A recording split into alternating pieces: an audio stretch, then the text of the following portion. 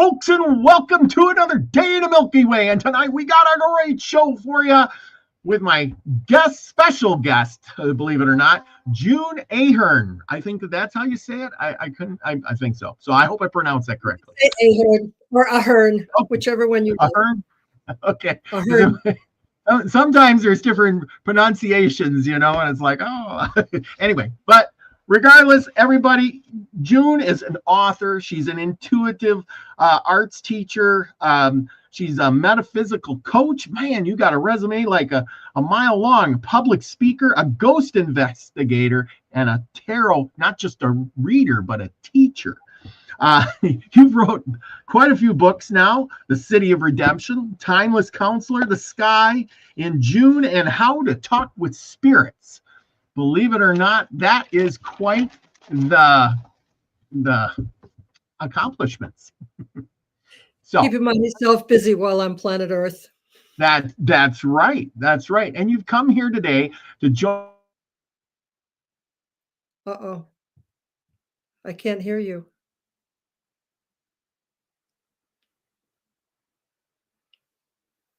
You're stuck in space.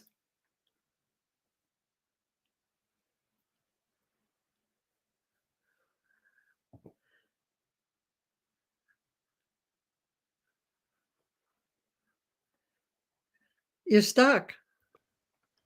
Oh, gee. Okay, we're back. Are we back?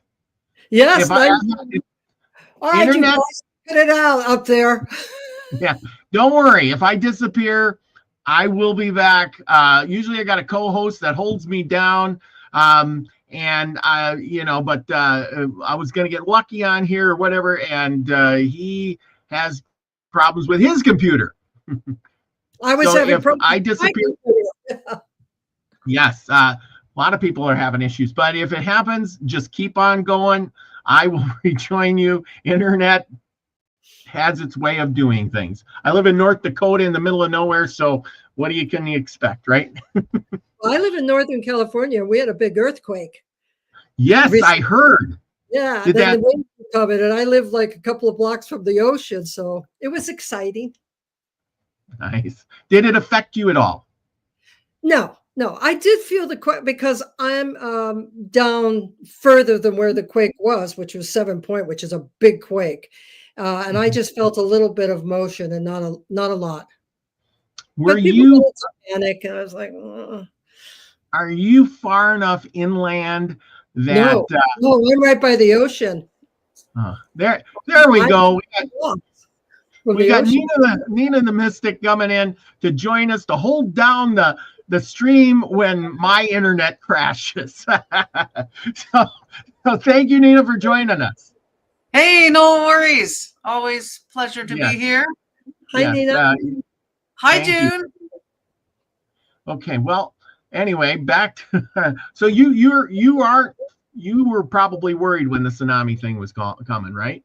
No. No? Well, okay. I mean, I'm not. You have to be reasonable.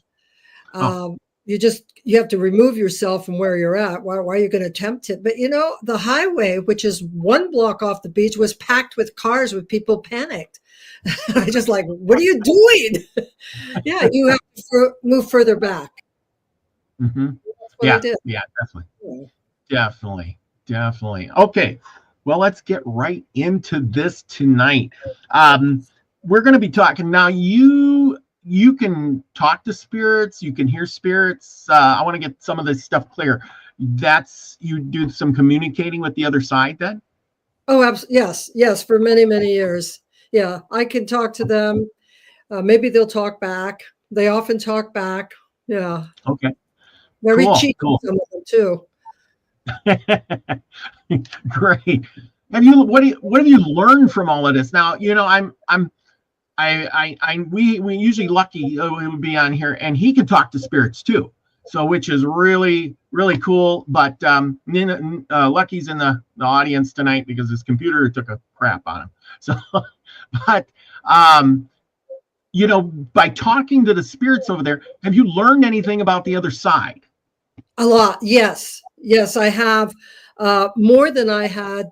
Even what I didn't know, and then later I would learn it from a different source, a book or a class, some kind of a study. I was, Mhm. wow, this was already said to me from Mhm. spirit.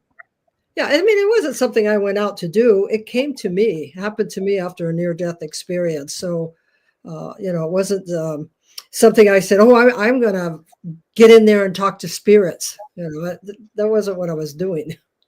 So, when the spirits go there and they're talking, you ever ask them things like, well, now that you're over there, you must have went to heaven. You must be praying to God all day long. Is any of that going on? I mean, there's a lot of people who want to know that because there's the two controversies. Either you're going to get sent to heaven or you're going to get sent to hell. And everybody's in fear of this. And I think that's propagated by governments and religions Well, to mostly keep us. religion. Yeah, Yes, religion. yeah, because you're going to die. Oh my gosh, you're going to die. But Yeah. what do the spirits say? Oh, hey, I mean, the other side, this is great. Well, I was brought up in a very strict Catholic household and went to Catholic school with the nuns. And Mhm. so, we learned about, of course, heaven, and religion teaches you about heaven or nirvana, whatever you're doing. And we had limbo where the babies that weren't baptized went. And then the Catholic Church said, well, we're going to let that one go. And you had purgatory. But actually, that teaching later fit into what else I was learning about the other side. So I think you asked me, are we up there praying every day and going through? Well, we're not praying because we're already in that vibration of what we call the grace. Well, some spirits are, and some spirits aren't. There's all different levels. It's not one level of what's going on. Mhm. So So so, and I've heard that before. There's different levels, but that doesn't mean that there's. I suppose that the lower levels are what they consider hell, then, or something on that order. well, No. Yes. I look No. at it as dimension. To me, and I know you've heard this before, hell Mhm. it is like being stuck on planet Earth. Okay. Many ways. And how again, there's different. If you look at dimensions of what we're on, uh, was that the ruler packing nuns? Oh, You were talking about the nuns. oh, yeah, the nuns. So hell is a state of mind. Everything is a state of mind. Everything. It's all in the mind of where we're going, what we're doing, what we're going to experience. I did listen to your last show, by the way, and I really, really found him very credible. I connected a lot with what he was talking about, Mhm. and we talked about religion and the influence, and that's really so hell. Um, I have felt in my lifetime, in bad times, that I was living through a hellish time. Mhm. Yeah. I don't really believe in a hell. Yeah. I do not believe in a hell. I do believe that we could be not at peace and suffering. That I do think happens when we go into Okay. spirit and body. And and this was kind of one of my other questions too. Then, and I don't believe in this hell business either. I think we bring upon ourselves all the judgment and everything because who could judge us better than ourselves as we cross over to the other side? I mean, unless who's to pass judgment on me? And do the spirits tell you any of that? Did they have to go through anything? And why are they back here anyway if the other side's so good? Well, if you believe in karma and reincarnation, the idea is that we are to experience, like some of the great teachers, Jesus, Buddha, some of the yogis, where they're so peaceful that they're annoying. They're so peaceful, they're so understanding, and even when you're telling them something, they're going, "Oh, love is the answer," and that's the idea.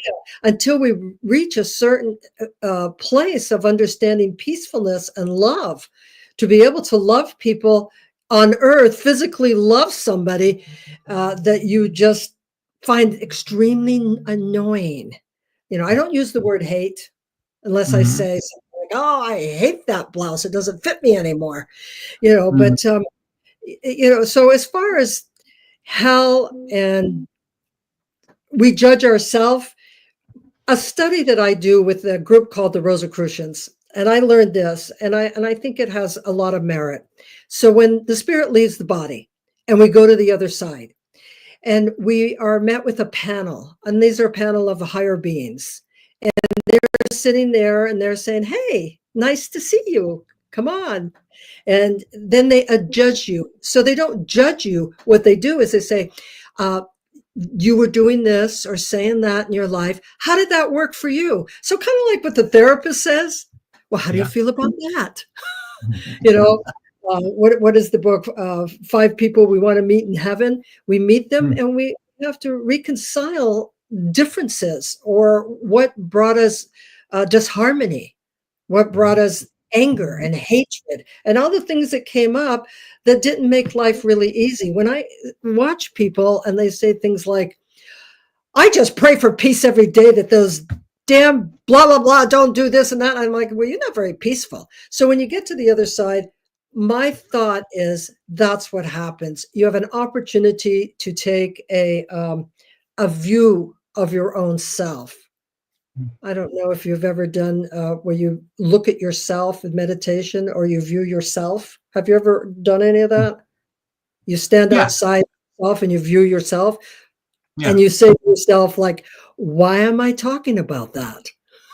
Why am I? A lot. That's stuff like that's really helped me. Instead of being in the TV, now I'm watching the TV. It's like, the guy is coming around the corner and you're like, oh no, he's gonna get, but when you're in the TV, they don't know it. But most of the time we live inside the TV, the program, and we don't look from afar, that saying of the 30,000 foot view of what's really going on in your neighbor. Observation, and you practice this. If anybody practice any kind of meditation or Buddhism, or you observe yourself, and it's a very powerful exercise. You really see how you screw up a lot when you observe yourself, usually through thought and speech. As you say, who is the hardest on ourself is ourself. Yes. And that's the only one capable of really judging us, is us. Like you said, the therapist, they don't look at you and say, wow, you did this, you screwed up, I'm marking you check in your book. They say, well, how did that work out for you? Yeah, you did these things, What did you get out of that? Yeah, exactly. So this is more like, and see, you also have the people who don't do anything. I have a big beef with all of this. There's the people who don't do anything, like you were talking about the monks. They're so nice, they don't do anything. They're just love. Well, when they pass out of here and they go, well, what did you do in your life? Well, I sat there and talked about love all day, and then I ate very little, and I did very little, and I sat in the temple all day, and once in a while I ate a grain of rice like a Buddha, and then I did, and well, in the 80 years that you lived, what were your experiences? Well, you didn't really have anything except eating that grain of rice and starving yourself and meditating all day. You see what I'm saying? They don't really. I mean, they are active. Often they're active in their community, and they're active in teaching and such like that. But I think the description is very funny. So then they get to go to a higher dimension. Dimensions all just like school. We start out at kindergarten, we go to first grade.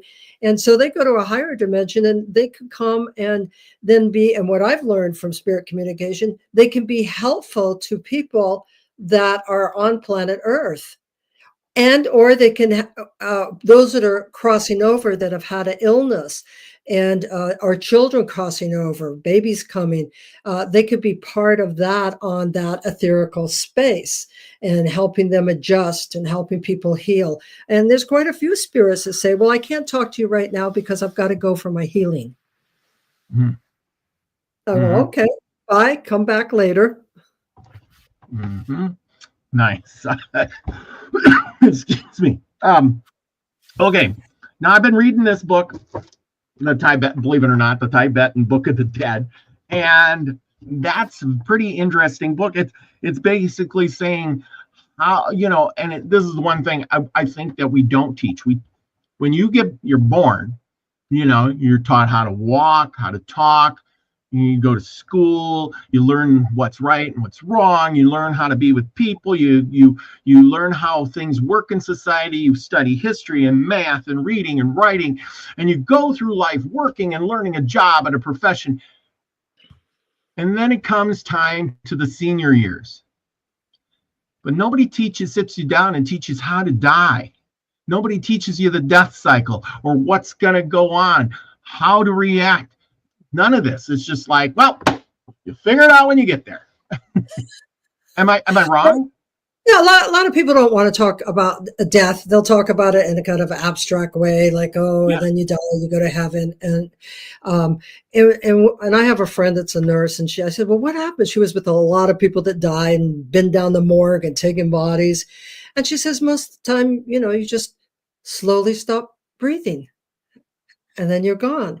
And what I've observed being with people, being called to be with people that are dying, which I never figured out, why call me? Who am I? And being called in. And as they go, they've been in the process of leaving and coming back, going to the spirit world, and coming back into the body. So sometimes that's why the death is lingering, because they're really not ready, because the body itself has its own intelligence. It's not going to just give up like that. It's going to hang on. And so as far as, I don't know what you mean about what would you want to learn about death? Years ago, when I had a metaphysical center, I did a whole 6 to 8 week series. I can't remember if it was 8 or 6, but on dying. That's exactly what we did. And even the end part was being wrapped up in a sheet and people praying over you. And how did that feel? Mm-hmm. So what would you want to learn about how you die? Well, and that's exactly it, because it's like that taboo thing, like this is the one thing we all do. We pay taxes and we all die. But yet when it comes to the death part, really nobody likes talking about it. They'll say, oh, I'm going to the pearly gates, I'm going to heaven, I'm doing this. There's other people say, well, I'm going to a better place, something, or I'm just going to be turned to dust, one or the other. But nobody really wants to say, okay, I'm going to, when I'm dying, I know these signs like you were just talking about, you're going and coming. And I seen that with my grandmother. She used to say, probably last year or so of her life, she used to say that my grandpa would come and tap her on the shoulder, wake her up, and they, and talk with her. And, she would make him something to eat, and they would have conversations. And like every night or every other night, he would come to her. And then within a year or so, she passed on. Yeah. But I thought he was, she was seeing these things and feeling, and she said it was just so real. She kept saying it was so real, Yeah, and she was in the realm.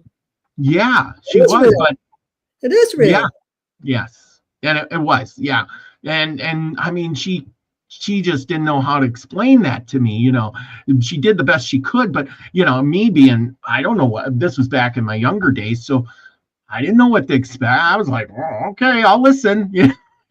But I didn't understand what she was talking about. And I think if she knew that this was going on, she would have been more prepared too, I think. I don't know. She was probably very aware that she was leaving her body. The hardest part that we have as human beings is that we're so attached to our image, our body, and our name, and our profession, and our titles, and this makes up us. And so it's really difficult for us to realize that we will be leaving all of that. We're not going to be that anymore. That's not us, and that's hard for people to understand. This is another one. Breaking free of the death cycle. So many people say, quote me not, I'm getting out of here and I'm not coming back. Yeah, that's what they think. Yeah, but is that even possible? I mean, even Buddha and all these other guys said, if you choose the right path, you don't have to come back. You'll ascend and blah blah blah. Hang on a second, Nina, take over for a second. I gotta let the dogs out there. All right, who let the dogs out? There we go. Sorry, you can keep going there, June, with what you were talking. Well, What was the question? What was he asking about? Where was he going? Yeah, I'm not even sure either. I guess we can go, like, I'm in the chat here, and I was mentioning that, a lot of people are afraid of the pain associated. Right, we all say that. I'm not afraid of death. I just don't want the pain. But Right.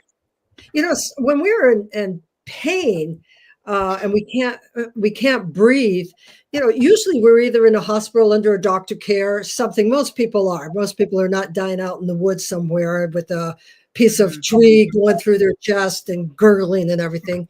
The pain is so lessened. You're under morphine. Have you ever been under morphine? It's trippy in itself. And so we say that the pain, the fear is, again, we're not going to be on this planet. Like, I don't want to leave right now. I have a wonderful husband. I got grandkids. I got a good family, blah, blah, blah. And even me, who's been communicating with spirits for 50 years, say, gee, I'm going to miss it on the physical level. On the physical level, I'm going to miss it. I was also a certified hypnotherapist. I used to hypnotize people and this for past lives. And I asked a woman, well, why do you come back then? Why do you come back to this world? And she said to me, because even if you're in spirit and you mentally are able to experience the beauty, because Earth is beautiful. I mean, really, there's so much beauty around us in nature and, dogs, there's a lot of beauty around. She said, but you can't physically feel that. You don't have that emotional reaction to what you're experiencing on the physical level. You can mentalize it. And she said, and that's one of the reasons that you come back into body. You incarnate so you can experience that. So on the other side, that's what intrigues us to come back. Part of that is it. You asked them, the Buddhists say, do you need to come back? It's up to you, but then are you stuck in that dimension as you did not experience inner peace? As I said, I hear so many people say, I've said it myself. You have to find all of those things you're craving. Love. People go to love from one relationship to another, or they go to ice cream, or they buy all the products or whatever they do because they're trying to feel good, fulfilled. If you don't feel that, then you are on the other side. You're still experiencing that. You have to be able to understand that it has to be something that you already know within yourself, not outside of yourself. So you come back to experience the opportunity to be more peaceful. And the more, now that I'm in my senior years, I spend a lot more time, and I'm, really pretty much retired. I spend a lot more time in walking and meditation and studying. And I do realize the importance of finding that peace here. So when I get to the other side, I get to go to a higher dimension. I don't have to drag all my baggage with me. Like, I always hated him. And I hate him. And I hate him forever. And you hear people say that, right? I'll never get over it. Never, never, never. And you go, uh-oh. When you get to the other side, you're going to be working on a lot, and you're coming back for sure. I know people tell me all the time they're not coming back. I just laugh. Yeah, because people, the words, you got to leave the material stuff behind. It is also the baggage. You gotta get rid of your baggage, and that's the baggage you're probably talking about. Yeah, same thing. Why people go to therapy. It's really understandable. I tell people the spiritual world and crossing over is so much understandable. Much more than people are willing to open up and realize that everything really is mentalism. Right now, we're hearing so much about, back in my day, hardly anybody talked about this when I was hanging my shingle and everything. We talk about intuition. There's a lot more people doing readings out there. People are talking about creative visualization and manifestation. Where is it all at? It's all in the head. And if you study mentalism and you study telepathy, the thought transference is the greatest thing, and you will understand the other side so much more. You'll still be able to communicate. Because so the thought has come across many times and about how, so above, so below. So then this side is pretty much going to be like that side. on a similar level, On a similar level. So above, so below, so beside me. Yeah, it's surrounds. What it's talking about is surrounding all of us. And there was something here, and I'm only speaking from my own experience, which is really vast, and my own studies. Other people can have different ideas, and I really encourage that. I encourage even healthy skepticism. Like, don't think, if people come to me for a reading or talk to spirits, I go, hey, wait a minute, does that feel real to you? But I really like this saying. If I may I read this quote? Go ahead. We cannot produce a thought, a word, an act which is not imprinted on the eternal mirror for which everything is engraved and from which everything is forever effaced. And that's from Louis Claude de Saint Martin, who was a philosopher and a Christian mystic. And what that means is you got to watch everything you think and everything you say, because you're going to take all of that to the other side. Yeah. You're going to take it to the other side. Yeah, that's that baggage. But see, I noticed, like, living on Earth, like my grandma. I'm just going to take that for example, because that's the most death I had experience to, the closest one anyway. And as she got older, she started giving her stuff away. Oh, you like this? Well, you can have it. I've had it for 40 years. Take it. Yeah. What? What? And then she did that. And then, like I said, then she started having these visions of my grandpa and my parents. All of a sudden, in the last couple of years, they're starting to give stuff away too. You want this? Take it. Oh, I'm making you a pile. You can take all that stuff. I don't want it. My favorite bowls, you can take them. We had a cookie jar collection. Here, take a couple of them. Like, what? You've been collecting these for like 40 years. Now you're just giving them away. Like, taking them anyway. But the Egyptians, there are cultures who do pack their little coffins. I think it's a Jewish tradition to pack a fork and a knife because you're going to go eat on the other side. I'm in my 70s now. I'm giving away my things to people, especially like my tarot cards. I got so many people brought them to me from all over the world. Yeah, I'm giving away my crystals. I'm not going to need them. No, yeah. Well, I think that's like you said, I'm trying to figure all this out. What is the death process, and what is it like what should I be working on right now to get to that point when I cross over? What should I need? What do I need knowledge? Do I need to know? Because I know I can't carry baggage and goods. I can't carry that knife and the fork. When I get there, the only thing I'm going to have is my memories, my knowledge. I believe, Yeah, you have your memories. That's what's going to keep you attached to the people that are still living that you love. And that's what's going to keep them attached to you. Mm-hmm. Is that memories. Well, on the physical level, we're going to die from disease, illness, old age. Physically, you will know most likely, unless you get in a car accident or the plane falls out of the sky you were driving, or somebody comes and shoots you. So physically, that there's only certain ways you can get out of this planet. But when you leave, you want to leave in the most joyful state. When I had my near-death experience, I realized after studying for a while and studying dimensions, I had an opportunity to experience complete bliss, joyful bliss and peace that I never have been able to duplicate, no matter how much I've meditated and how much I've studied. On that level. Mm-hmm. And that's such a beautiful level. So how can you prepare yourself throughout your life is by really just living a good life. Kindness, patience. I failed at that. I'll be back for sure. Because remember when you were yelling at your kid and everything? Oh, I know, but he took so long to get ready. So, all the things, faith, I remember my mother used to say the rosary all the time, and she'd always be praying. And she lived through Second World War in Europe and was bombed and all that stuff. And so she had things that I didn't experience, I didn't have, and she's worried. And I said, Mom, but you have faith. You're so devoted to Mary, which is a Catholic, the Mother of Jesus.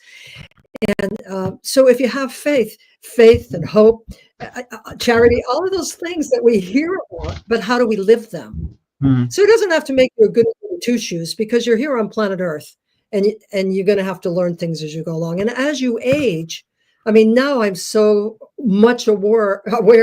I'm so much patient with my grandchildren. My sister, well, yeah, remember you used to make me hurry up out the car and you were going to leave without me? Mm-hmm. So these are, you talk about how do I prepare for death? You prepare for death by living.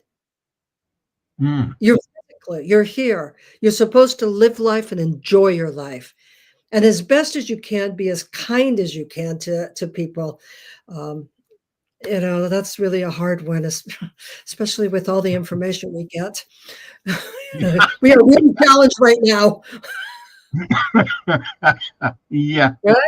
So that's it. And communicate with spirit. You want to communicate with your grandmother and say to her, hey, since you left this planet, is there any kind of words of wisdom, Grandma, you would give me? Mm-hmm. Speaking of that, we have a question here. And Chris Smith says, do you believe that loved ones who passed away visit us in our dreams? That kind of goes with what you were talking about. Absolutely, because it's the easiest way. We're in a sleep state's an altered state of consciousness. There's a belief that every night you go to sleep, it's like a mini death, and then you wake up and you're alive again. So that's the easiest way for spirits to contact us, is through dreams. And even if your dream, you wake up and you say, oh, that can't be. Everybody tells me that. And I said, well, tell me about the dream. And then we get into it. If it betters your life or gives you some comfort, well, what's the problem? I don't know why everybody has this problem, and I had it too when my sister died unexpectedly, and she was my best friend. I didn't believe anymore. My grief will take over. But eventually you turn around and you realize. You ask me, did I learn from spirit? I've learned a lot. And my sister, she and I studied our spirituality together, taught me things that I found later in books that I had never known, and surprised me because I read it. And I went, whoa, wait a minute. She told me that.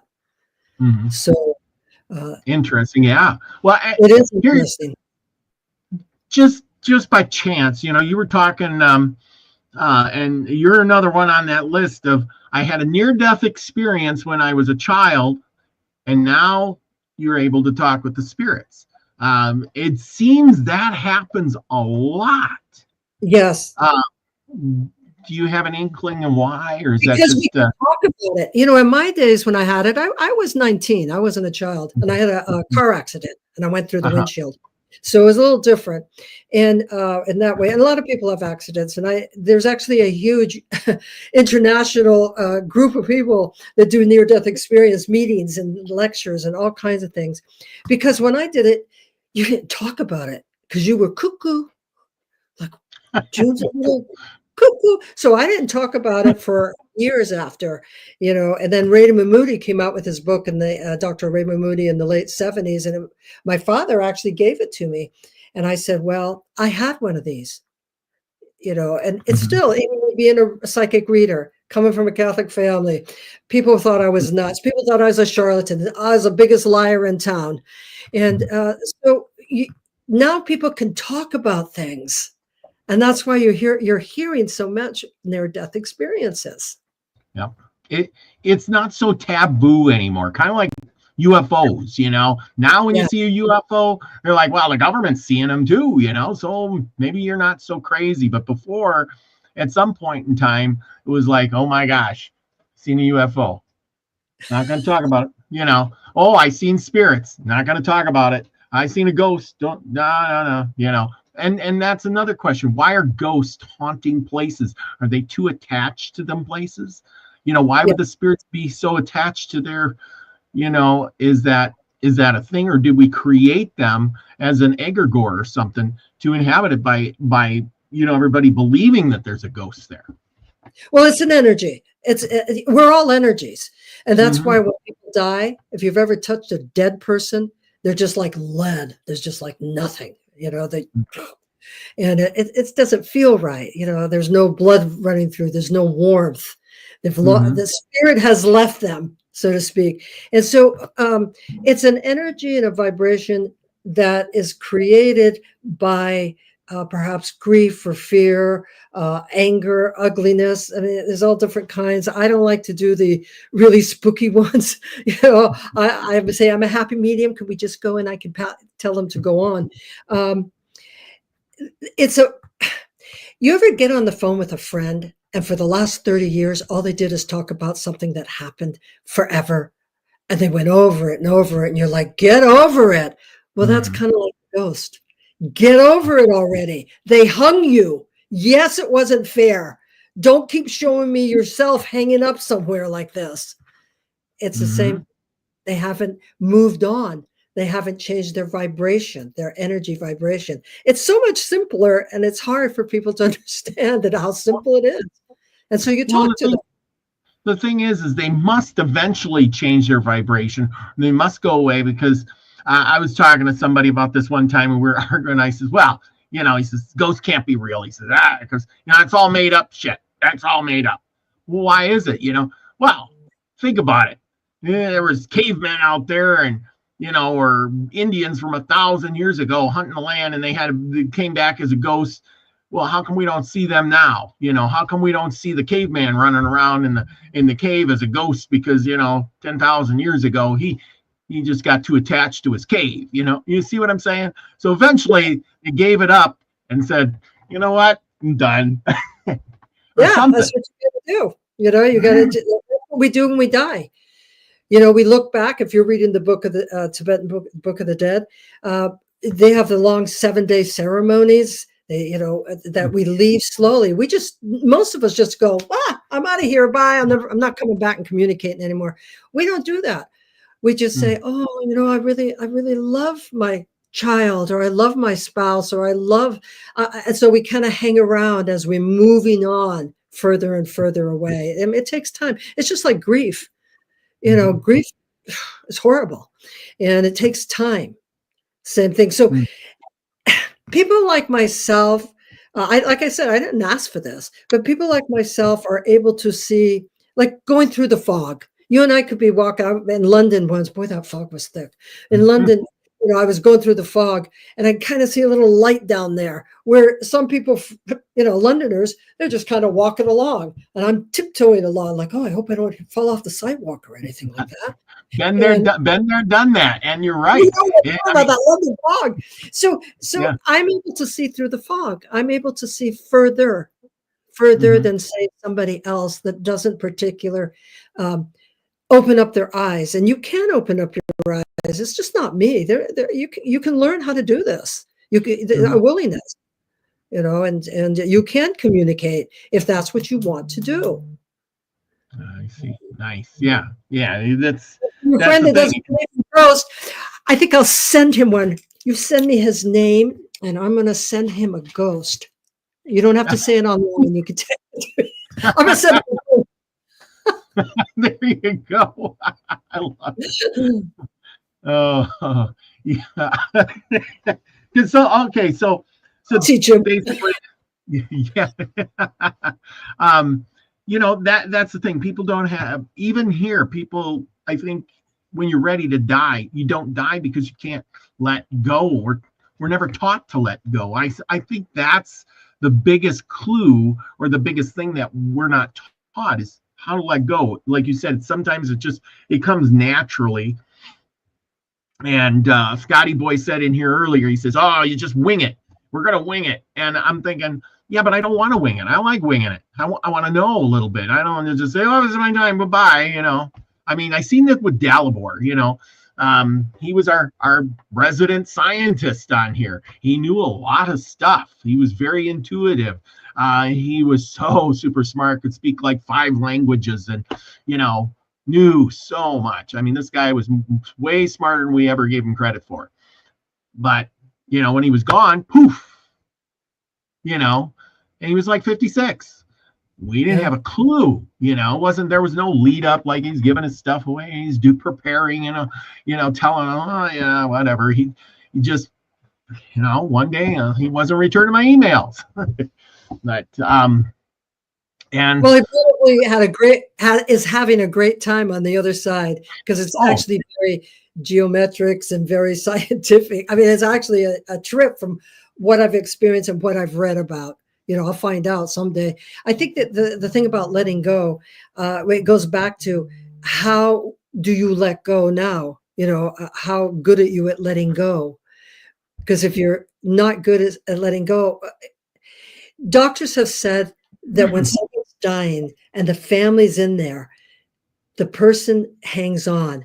The family leaves. Maybe they leave to go get a Coke at the machine down there, or they just leave out of the room. The person dies because they won't let them go. Yeah. So, and my mother never wanted to die. I mean, she said, I cannot leave my little children. I cannot leave them. We're all old by then. She's well into her 90s. And then finally, the last few months of her life, she said, well, I'm ready. I'm going. And within a couple of months, she's gone. I'm going. See, and I think that's the mindset. See, when your time is up and you just say, okay, I'm ready. I'm going to give away my stuff and I'm going to just kind of prepare for death. I know it's coming and I want to just, give up the ghost kind of thing, as they would say, They give up the ghost. That's exactly it.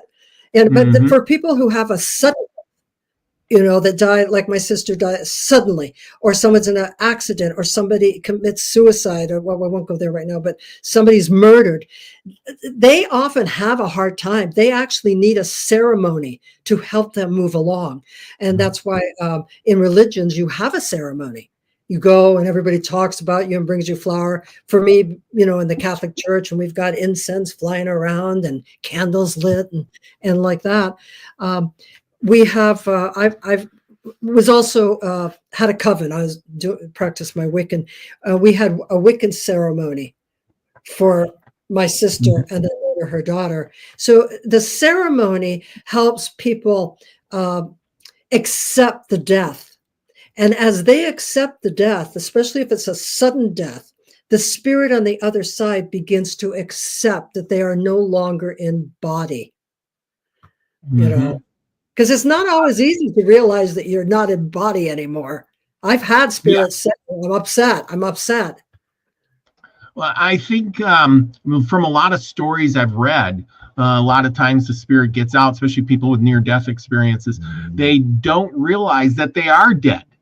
They're looking at themselves or looking around the room saying, how come nobody sees me? And then they start floating and they get panicky, and they go experience something different, and then they feel loved and goodness, and they don't want to come back.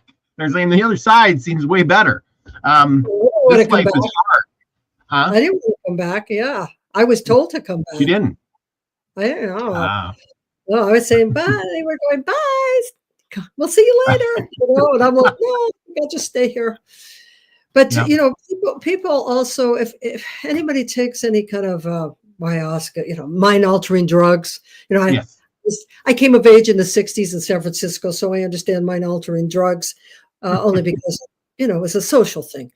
But if you can experience that leaving the body, actually, and like you said, panic. If you ever woke up and you go, I don't know, where am I? Who am I? You come back in your body because your spirit has moved. It's gone into, say, the astral plane or another place.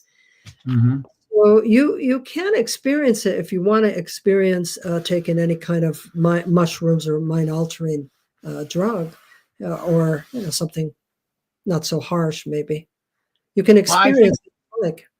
Oh yeah, I've talked. I know in the chat here, people go crazy talking about that. Like, I took some shrooms and, I seen things that I've never seen before. And I experienced, and they did DMT, and they did of course there's a wacky weed too, I don't know what else to call it, but and they have experiences, they see things.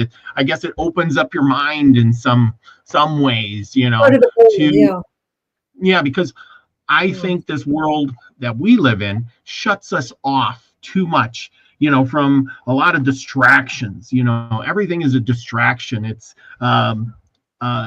trying to block out what you should be learning, and instead, enticing you with that newest, latest pair of shoes and the nicest dress or the biggest, best car. Buy this, get that, work harder, learn this, that, have the best cell phone, blah, blah, blah. And with all this noise, you're really never focusing on anything you should be learning. Just about this and this, fun stuff, literally. And then when you get it, I got this cell phone, and oh boy, I had it for a little, and then now it don't work. Now I got to get a new one, Yeah, and it's just trinkly things, when like those monks over there, they focus. They literally focus on stuff. That's how they're learning. They're focusing, and here. Like if you're in the Catholic religion, of course, you were in that, I was in that. I think we're all in it, Nina too, at some point. And it teaches you, but you never really learn anything. It's always that same circle, Jesus was born, and then all these little steps, and then Jesus died, and then Jesus was born, and it's the 5 same classes over and over every year, Yeah, well, I'm religion now. I mean, I'm a spiritual in theology. Me neither. It was limiting to me, and I am not going to say about religion. I think that everybody should pick what is work. Often my church now is nature, and I go out every day. It's getting colder and colder. It's harder. I go out when it's still dark, so I can. But that's exactly it. There's I think you hit it on the head there when you were talking about it, is certain religions limit you, and in other you realize they limit your intellect. Yes, and religion is an experience of the intellect, and most people take it as an emotional reaction. Oh, Jesus has saved me. God's going to get me, and they don't use their intellect. And the intellect does move beyond what we consider the mentalism. It moves into a beautiful, emotional, blissful experience in a spiritual way, and people limit themselves. Nobody limits anybody, but we limit ourselves. It's a brainwashing it's a brainwashing experience, because I always make fun of it and say things like, well, how did Noah get all those animals in the boat? You just you have to have faith and believe, my child. You just have to have faith. Doesn't make sense. DNA. The aliens collected DNA. I know that's a fact. Or Jonah got swallowed by the whale for 3 days. And I think, what kind of whale was that? I heard that from my ex-husband, that something happened, and that's why he wasn't home for 3 days. I never believed it. Yeah. I mean, some of them things are just. Go ahead. The more we're in tune to ourself, that's why they say that the first thing that we have to do in life is know thyself. Who are you? Not just well, I'm good, or I'm a host on something, or June is a medium, or who am I? Am I a kind person? Am I a curious? I'm certainly a curious person. And so, who are you? And that's the first step of all unfolding of the spirit, is know thyself. So it's on Delphi. Before you go into the temple, they tell you, know yourself. Know yourself. Exactly. And most people don't.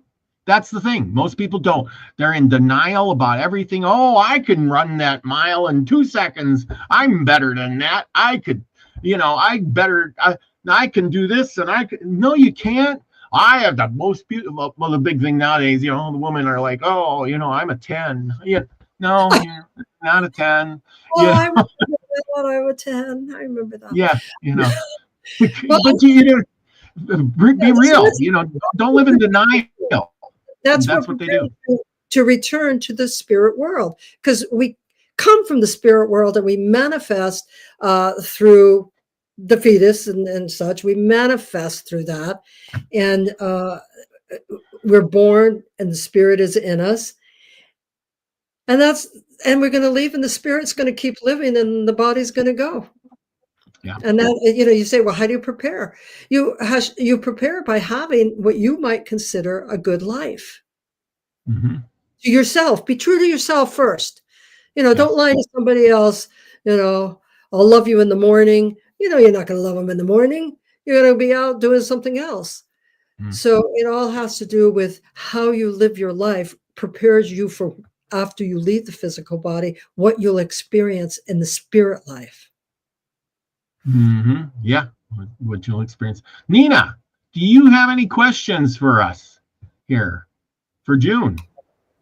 Oh, hey, yeah, I'm just kind of sitting quietly in the background, let you guys do your show here. Yeah, it's quite interesting. I hadn't heard of you before, June, so nice meeting you.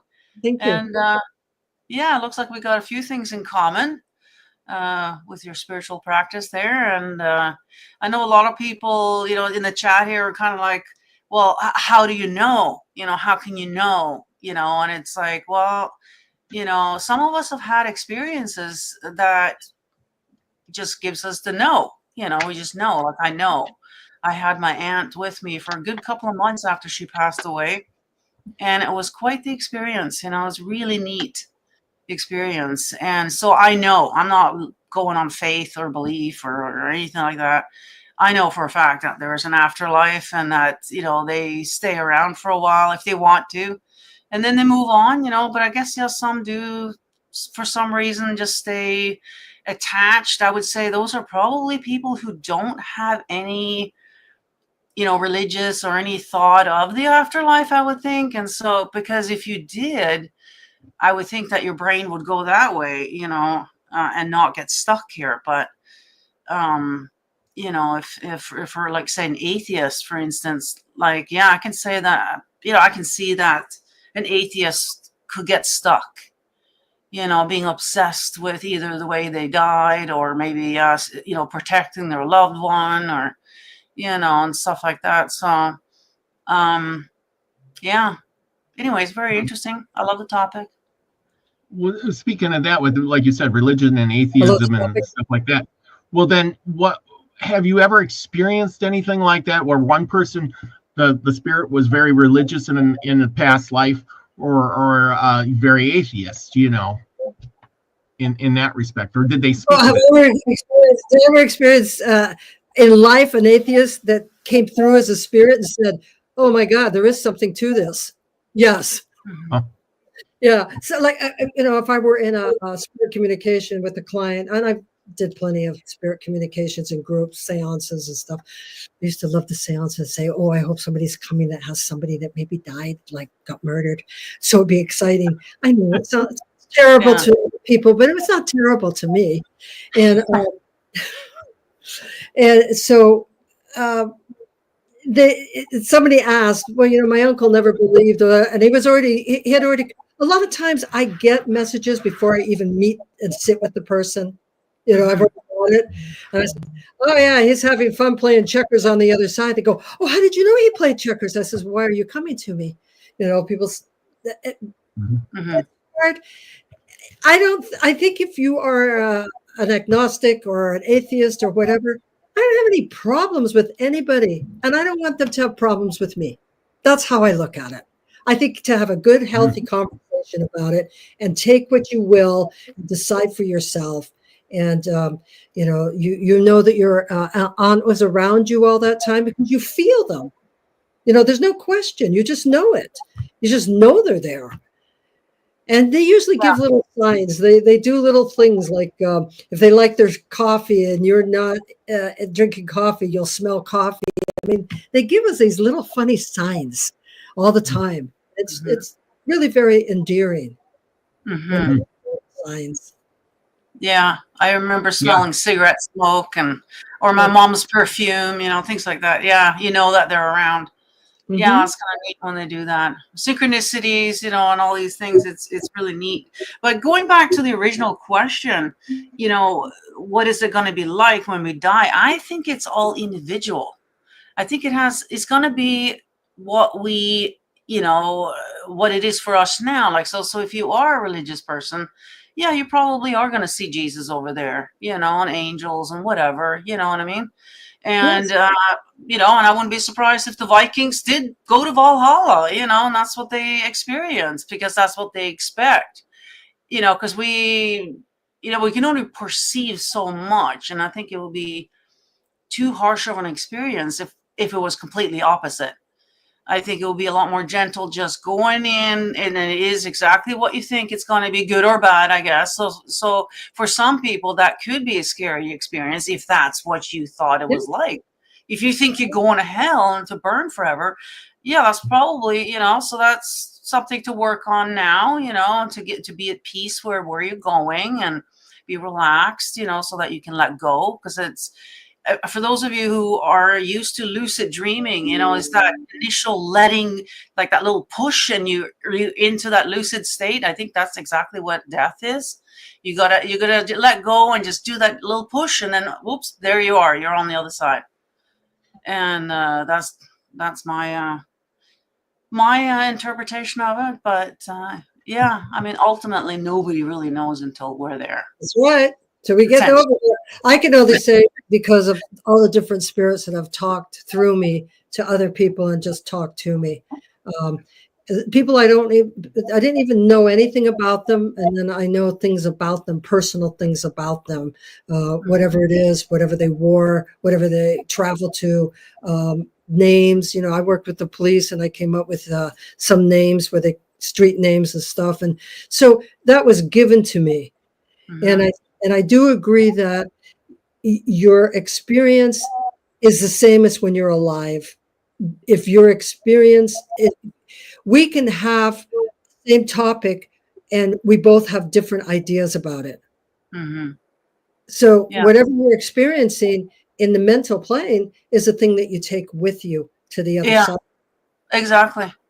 So that's what it's going to be like, is what you think it is. That's exactly what it's going to be like. So if you are in fear now and you think you're going to hell, then I would really work on that beforehand. Yeah, but it doesn't necessarily mean that if you're in fear and you leave, you could be greeted, because you're usually greeted by those that have gone on before you. They can really help you come over and have it a more quieter, peaceful experience. There are people that are afraid, like you say, and then somebody shows up, says, "I'm so afraid. So my grandma's there, and she's kind of holding me, and to comfort you and bring you over to the other side." Yeah. Well, I hope so. Yeah, exactly. Now, on the flip side, though, we got to look at it from the other side too. I have heard that that's a trap. That if you want to, get away from the reincarnation cycle, is not to go towards the light, and that these relatives are there to greet you into the light are fake. So there's all of that too. Sounds like fear to me. It does, doesn't it? I know. That's pretty dismal. That's pretty dismal. That's have you ever heard?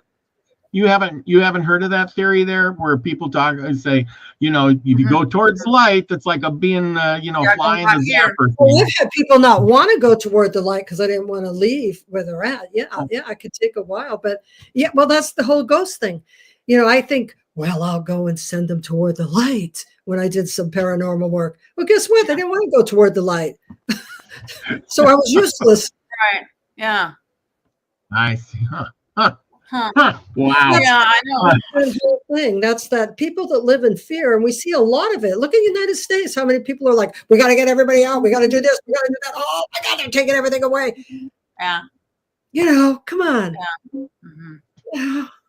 Gives them loosh, though, right? So we're just giving them the loosh, the energy. They love it, right? They just soak it up. They're vampires, Yeah, they're vampires. There you go. Yeah. There you go. Yeah. You know, Yeah. Freddy Krueger's coming down the street. There's vampires, and it's a very limited way of thinking. I know. Yeah, you watch too many horror shows. Last question of the day. Energetic vampires. You know, the energetic kind. That's what I'm talking here. Yeah. No, I mean, some people actually do that intentionally. They know how to vampirize people's energy. You know, and I'm sure. Yeah, I had to get rid of quite a few of them. They were called relatives. I was going to say, when you're around certain people, you know, you just feel drained after, you know, and Absolutely. they may not be aware of what they're doing, but they are sucking people's energy. It's so easy to understand. It's not hard to understand when we really equate it to vampire energy or people that won't give up a story. They tell you every time you see them, oh, you know, I forgive that guy. I hate him. Yeah, I know. Yeah, that's the kind of energy that's going to keep you trapped. That's what I'm saying. We really got to work on these things now. And that's what shadow work is all about. Yeah. You know, I keep stressing to my clients all the time about shadow work. And this is a perfect time, actually, to kind of do all that and to work on that so that we are ready for the final breath, because we never know when it's going to be. No. You know, especially nowadays. Hey, you know, we're at an age where anything can happen. I know, especially nowadays. It's so uncertain, you know, like, yeah, it's like, yeah, talk about fear. I mean, if you're not afraid of the one thing, is something else is going to get you, you know. I don't think that way. Oh. Everybody, there's people in the chat are talking about the Ouija board. Is there anything to that? Really? Aren't we at the end of our time? No. Yeah, we're about. Yeah, we're getting. I don't like the Ouija board. I don't like it. Yeah. No, the Ouija board is kind of like a lot of stuff through the Ouija board. I know people that love the Ouija board. I personally know them, and but it's not for me. Yeah, it's kind of like dialing up and getting a rando, right? Just getting a random spirit, and you don't know who that is and what they're up to. Absolutely.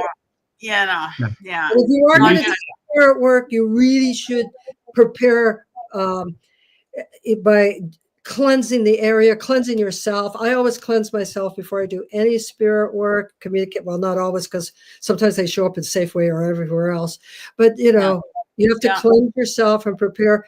And you know, even when people pass away, the ritual, when you read your book, how they will cleanse and they will put incense around and cleanse you and wash your body and all of that.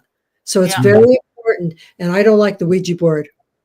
Yeah, me neither. Good. I don't advise it. No. I don't think it's good. But they were talking about last question of the day, which I ask everybody. And I think you kind of addressed this earlier in the show, but are you ready for death? Am I ready for death? Yeah. Are you prepared? I'm ready for death. I practice with a group that we write what we will be when we come back. And I've written that already. You know, and I've included my sister in a return. I keep telling her, wait for me, you know. I don't want to die right now because I don't think it would be good for my loved ones right now. They're, you know, we're in a good place. But if it does happen, if I get off the phone or even now, if I stumble over while we're talking, you know, you can know I was ready. I am ready. Well, that is because, you know, we had EA on. And I asked him, he's like, no, you know, I mean, he was really shocked because he really didn't think about that. You know, what if I die? You know, he didn't, you know, and myself, I think about it too. You know, when I was younger, I was invincible. Oh, yeah. Now I'm thinking, you know, maybe not so much, you know, that maybe I am mortal. Maybe I could die tomorrow. I don't know. And am I prepared mentally? You know? Am I willing? I'm the only weird one here. Then that bought my own burial plot back in 2006. That's good. That's good. I'm prepared. Yeah. I already pre-prayed my funeral and everything, so I'm as ready as you can get physically, I guess. Yeah.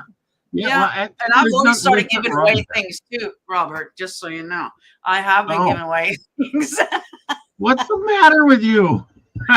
Well, for me, it's downsizing. I don't know where I'm going to be moving to, and I got too much crap around. And yeah, it's weird. You know, we went and collected all this crystal and china and all this stuff, you know, back in the day. Now nobody uses that stuff. Nobody wants it. The next, you know, and I actually went and packed up all my crystal too. I'm like, you know what? I never used a crystal, but I could use that space for other things. And that's what I did. So, you know, so I got a box of crystal sitting there, like I'm talking crystal ware, like your bowls and, you know, that stuff. Oh man. Yeah. Things have changed, you know? So yeah, I'm trying to get rid of stuff, you know? Mm-hmm. Yeah. Well, you know, I mean, but that's the thing, you know. Sometimes I think my mindset, that's all it is. It's just your mindset. I think I'm more prepared now than I was a year ago, though. That's the thing. I mean, I'm more willing to let go of things now than I was back then. Everything is like, oh my God, I've had this water bottle for 20 years and I'm not giving it up. I'm holding on. Right. I'll have to bury me with it, you know, kind of thing. Well, that's the thing. Like, you think about how much you've worked for everything that you have, and then all of a sudden, you know, it's just going to be gone. And if you got kids, you know, they're just going to sell it. It's going to, you know, all the stuff that you thought was so expensive, like the crystal. I think my mom, bought me most of it. It would be presents for Christmas and birthday or whatever. It's expensive stuff. They're just going to give it away or throw it away, you know, and it's just that. Yeah, that's what you got to let go of. But so I can see how people are kind of bitter at their end, you know, just, they work so hard for this and nobody's going to appreciate it when you're gone. That's also the other thing, the bitterness.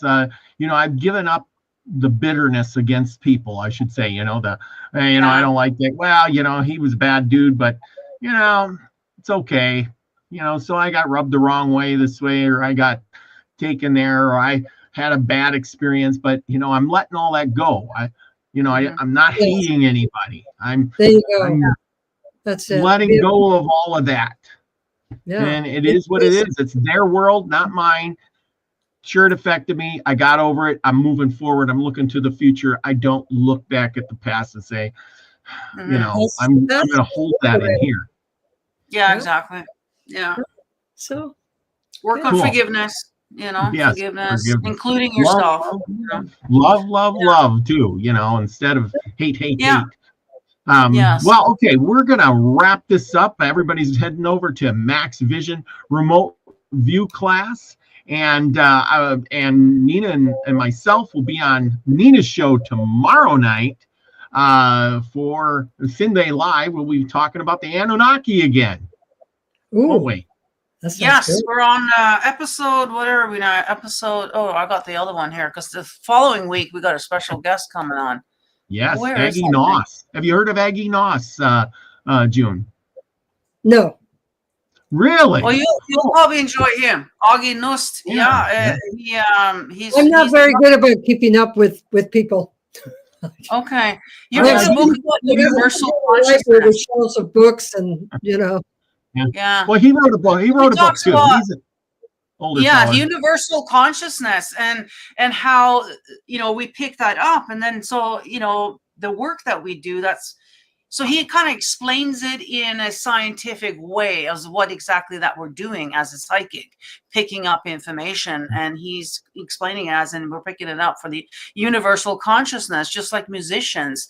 Quite often, a whole bunch of them will sort of get the same lyric or the same song, or somebody will get the same book. You'll see them all release sort of the same thing, and they picked it up around the same time through what he calls the universal consciousness.